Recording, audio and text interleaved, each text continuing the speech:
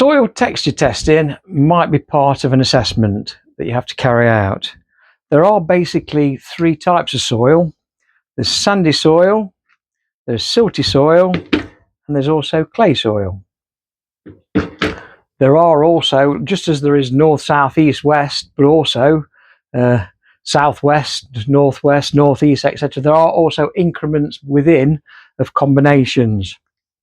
As a basic field test, however, if you make a falafel-sized ball of the three types, sand, silt and clay, I shall show you the differences. First of all, sand, when you press it together, it very quickly breaks up. It doesn't bind together well, and you can actually feel grit within your fingers when you're using it. With silt, you squash it together. It does actually hold together quite well before eventually it does then fall apart, but also it stains your finger black, so you get like quite a black stain on your finger there if you've been using a silty soil. This silty soil also feels slightly gritty, so it's probably got a percentage of sand in there, so this is probably more a sandy silt than a pure silt. With the clay soil, you can actually press that completely together and it won't fall apart at all. In fact, my fingers are now squashed that completely, and they actually do feel as though they're stuck onto the clay. Another way of determining clay is after you've handled it, just put your fingers together and just try and pull them apart, and you'll feel a bond within it.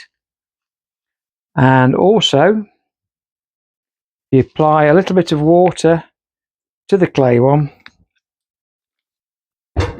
you can actually polish it up and get quite a shiny look to it.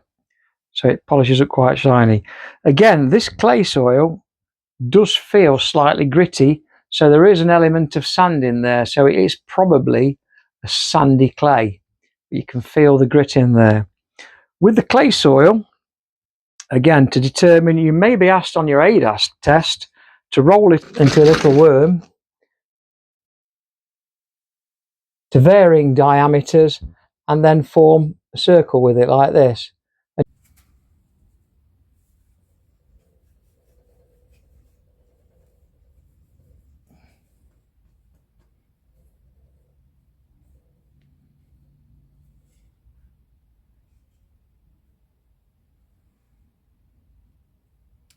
That's an example of a worm.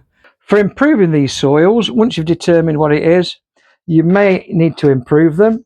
Sandy soil will drain very quickly, and that means that nutrition and also water will escape quicker than we need them to.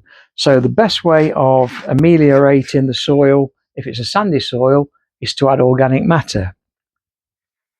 Silty soil is usually a good all-rounder, but may have a little cap on it from time to time, because when the sun beats down on it after it's been wet, you sometimes get a little cap which can prevent water penetration.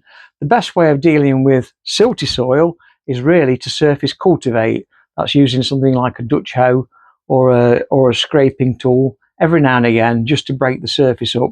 Unfortunately, that will also bring weed seeds to the surface and create a further problem.